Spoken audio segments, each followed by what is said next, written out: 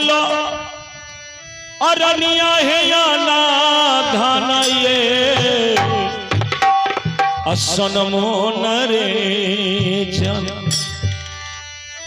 अरनिया है आना धन ये असन मोन रे जन रे जन रे आना धन ये सुन मोरे जान अजान रे रे जान अगिया रे घटलई पात हीरा पन मोरे रे जान किया रे घटलई पातल हीरा पन मोरे जान रे जान किया रे घटलई पातल हीरा पन मोरे जान किया तोरा घटलई रनिया है या ना धान सुन मोरे जान रे घटलई आना धाना सन मोरे जान हे रनिया है आना धान सुन मोरे जान रे घटलई आना धनई सन मोरे जान हे रनिया हे जान किया रे घटलई पागल हीरा पन मोरे किया रे घटलई पागल हीरा पन मोरे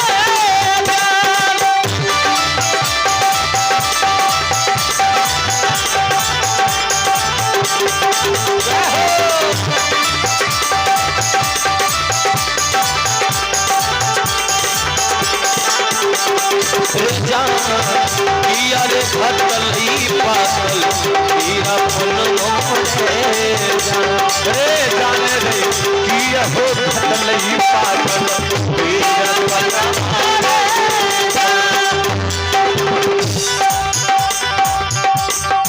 महाराज ध्यान पाद कहा महारानी अगर किसी चीज की कमी तुम्हें दिखाई दिया तो एक नौकरनी को भेज देती, किसी दासी को दास को भेज देती, तुम्हें आने की क्या जरूरत थी। भेजी देता नौकर चाहे दासी से खबरियो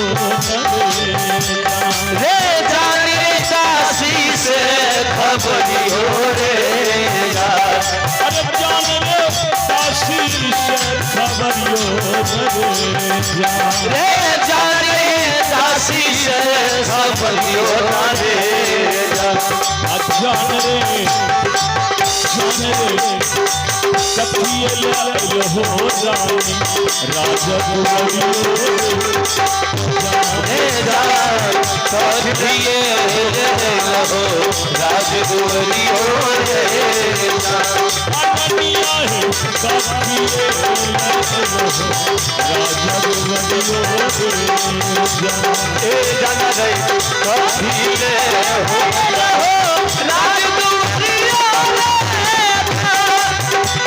कथिए लये लहो राजकुमारी रे ए जान रे कथिले तो लहो राजकुमारी रे जा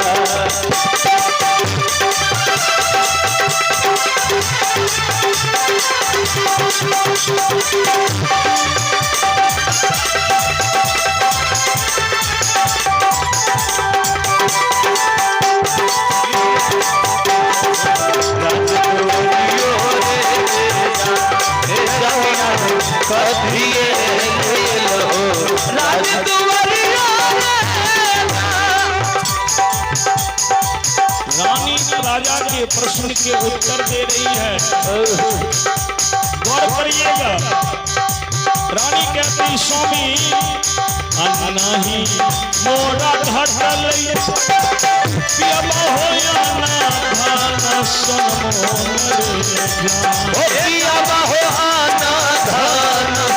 मोरे अजान रे अनाधान सनमो रे जान रे जान रे अनाधान सनमो रे जान।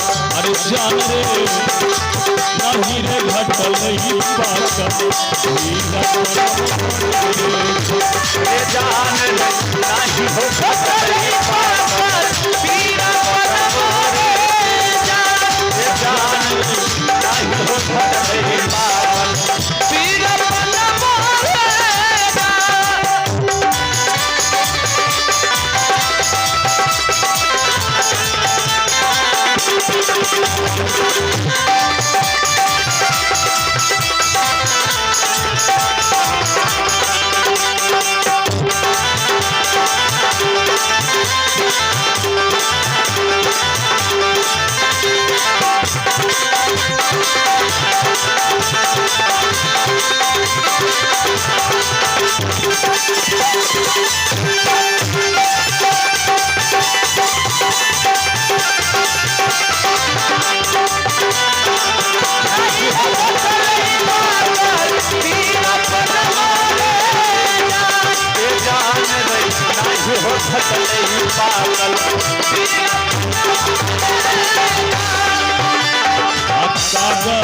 जाल खलका अपिया हो पानी में गली गई रे जान। ए जान रे पानी में गली गई रे जान। जान रे अपिया लगे जली गई रे जान। ए जान अपिया लगे जली गई रे जान। जान रे अजान रे लिखल रे करम कोई नहीं तकई जान रे लिखल के हो नहीं तकई जान रे लिखल के लिखल का जो नहीं तकई रे जान। लिखल रे करमवा नहीं तकई रे जान। रे लिखल रे करमवा के नहीं तकई रे। बोलिए भगवत्सल भगवान की जय। प्रश्नों की झड़ी लगा दी गई। राजा पूछा क्या बात है किया तोरा घटलो हे रानी अनधन सनमा किया घटलो पाकल बीरा पनमा नहीं नहीं स्वामी अक्का जाल खलका अपिया हो पानी में ये अगली जैतई न रे जान। लेकिन लिखल रे करमुआ अकेयो नहीं मिटतई रे स्वामी मेरे भाग्य में यही विधाता लिखा है।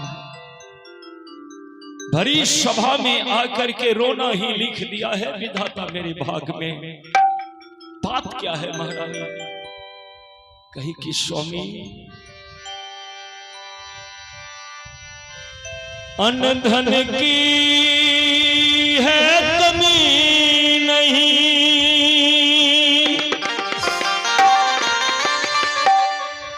कमी नहीं है खाने की तो फिर क्यों रो रही हो?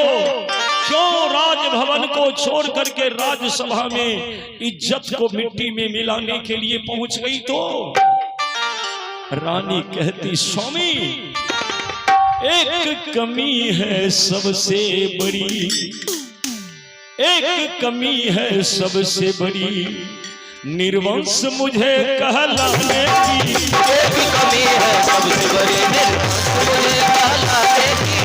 एक कमी है सबसे बड़ी, निर्वंश मुझे कहलाने की। एक कमी है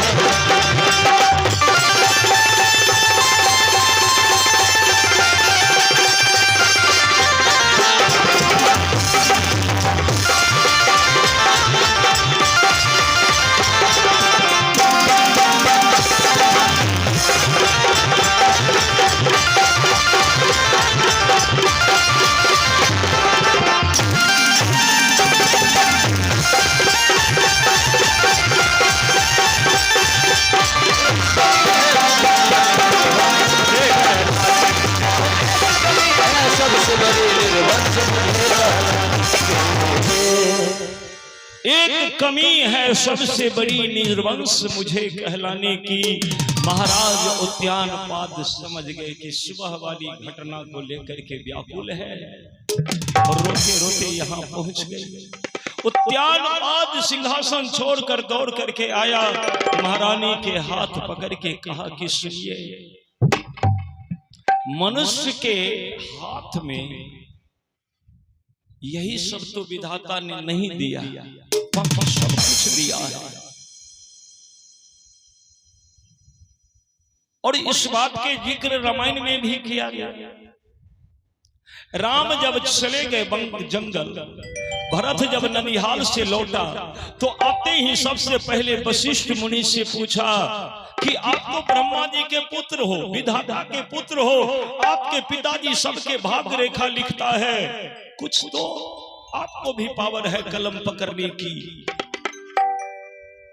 और आपने जब सुनिश्चित कर दिया कि कल राम को राज्याभिषेक होगा,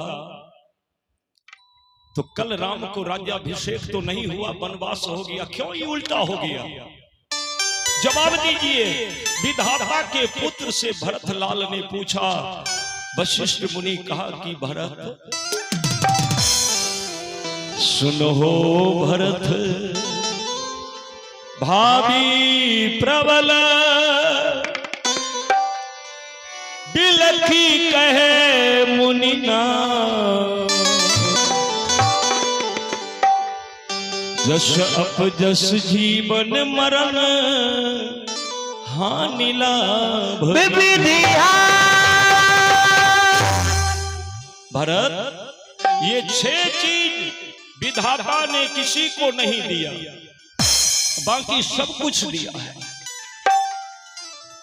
6 चीज, जस अपजस जीवन मरण हानि लाभ, ये विधाता अपने पास रखा है। ये 6 गो चीज किसी के बस में नहीं है।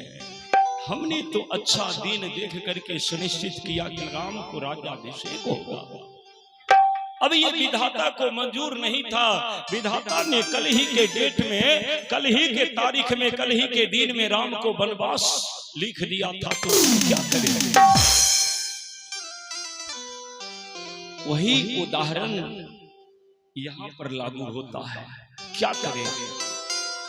विधाता को यही मंजूर है तो हम क्या कर सकते हैं? कहे कि स्वामी आप कुछ नहीं कर सकते हैं तो देखिए इस धर्म ग्रंथ में क्या लिखा है, फिर तो पढ़ सकते हैं।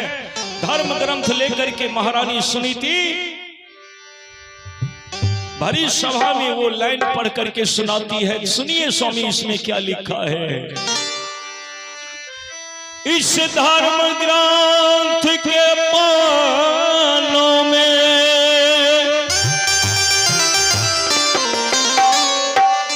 इस कदर लिखा स्वामी, जिसको संतान नहीं होते वो होते पुरुष नरक ना। जिसको संतान नहीं होते वो होते पुरुष नहीं होते।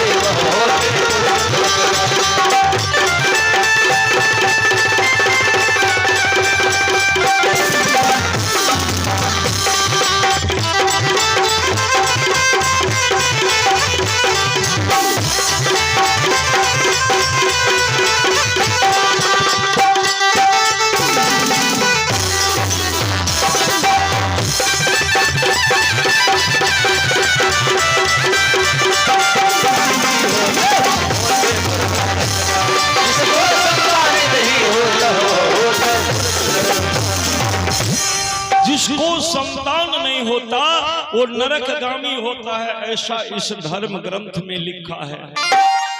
तो हे पतिदेव, मेरे वजह से आपको संतान की प्राप्ति नहीं हुई, तो अब आप एक काम करें, आप दूसरा विवाह करें। जो ही महारानी भरी सभा में ये प्रस्ताव रखती है, उद्यान पाद व्याकुल होकर के कहा कि रानी,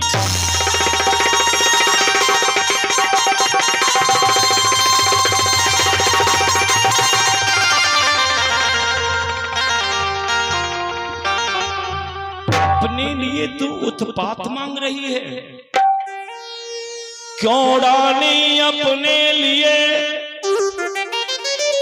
अरे मांग रही उत्पात, सौतन तो सब होती वही सोच समझ कर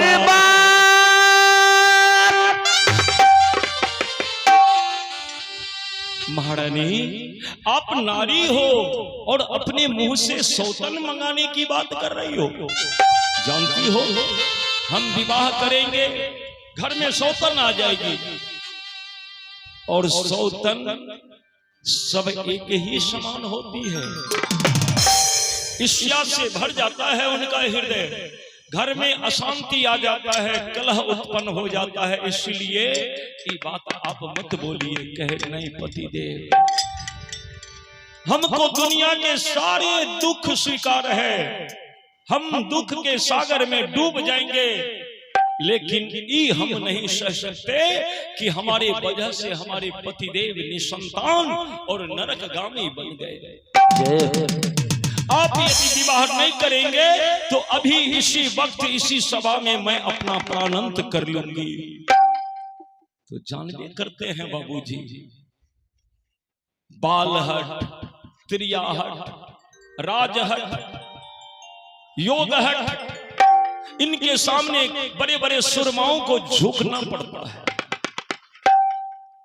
राजा झुक गया क्योंकि रानी बिल्कुल स्पष्ट शब्द में कह दिया कि यदि आप विवाह नहीं करेंगे तो हम प्राणांत कर लेंगे। इसी सभा में विवश हो गया। उद्यान पाल एक मंत्री से कहा कि देखो अब रानी नहीं मानेगी, एक काम करो,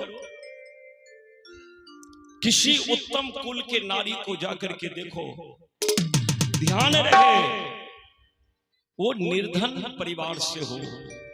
क्यों? अरे गरीब परिवार से होगी, यहां आएगी, अदब में रहेगी और सुनीति को मालकिन मान करके सब दिन सेवा सत्कार करेगी। अगर ऊंचे घराने की आएगी तो बराबरी में रहना चाहेगी, उत्पात खड़ा हो जाएगा। इसीलिए निम्न परिवार देख करके, लेकिन उत्तम कुल के नारी होनी चाहिए, कहीं देखो जा करके। मंत्री कहा ठीक है सरकार।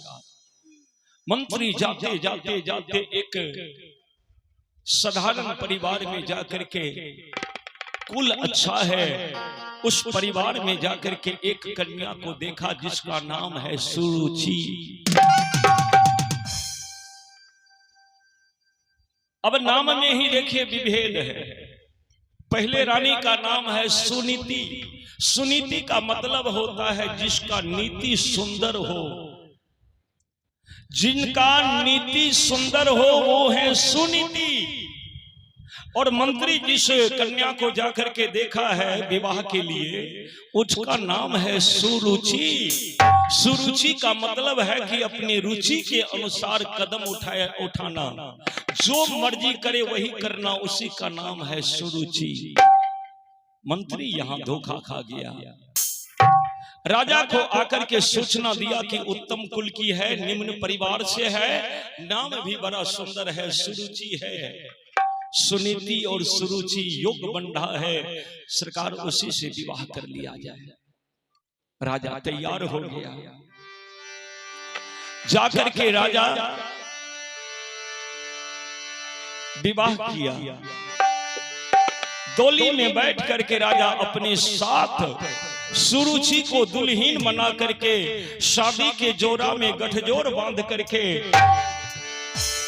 अपने साथ अपने नगर अपने हवेली के सामने आया। 2-4-10 नारी देखी, दौड़ करके हवेली में जाकर के सूचना दिया, राजमाता सुनीति, हाँ क्या बात है? कहा कि चलिए ना, आपके पतिदेव विवाह करके लौटे हैं। सुनीति बड़े आह्लादित के साथ मंगल आरती सजा करके 2-4-10-20 महिलाओं को, नारियों को, दासियों को साथ में लेकर के कही कि चल चल मेरी बहन आई है और बहन को सुमंगल आरती दिखा करके गृह प्रवेश करवाना है ताकि इस घर में मंगल ही मंगल हो। आरती की थाल लेकर के गई। जाकर के राज रानी सुनीति आरती की थाल पालकी में दिखा करके वेद विधान के अनुसार हाथ पकड़ के डोली में से पालकी में से छोटी रानी सुरुचि को उतार कर अपने हाथ के सहारा दे करके बड़े प्रेम से स्नेह से कही कि बहन चलो हवेली में प्रवेश करो। बहन जो कही बस सुरुचि चौंक गई सुरुचि। बाप रे बाप, ये हमरा सास की तरह लग रही है और ये हमको बहन कह रही है। प्रश्न यहाँ उत्पन्न हो गया। हवेली के प्रांगण में जो ही सुनीति आई, नई रानी सुरुचि को लेकर के दो चार महिला कही कि राजरानी जरा आप अपने बहन के मुंह दिखा दीजिए, कितना क्या सुंदर है, कैसे हैं, थोड़ा देखें। राजमाता सुनीति कही कि बहिना क्या देखोगी मेरी बहन के मुंह, बहुत सुंदर है। कहती है सांची कहाँ तोरे या मन से हमरो अग्ना में आए बहार बहिना, अग्ना में आए बहार बहिना,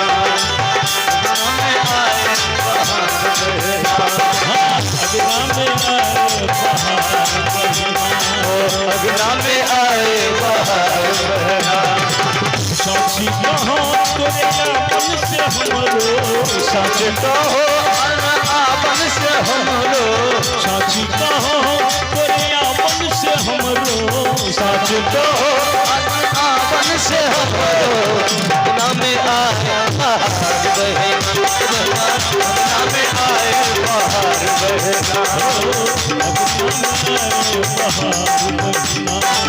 अग्ना में आए बहार बहिना।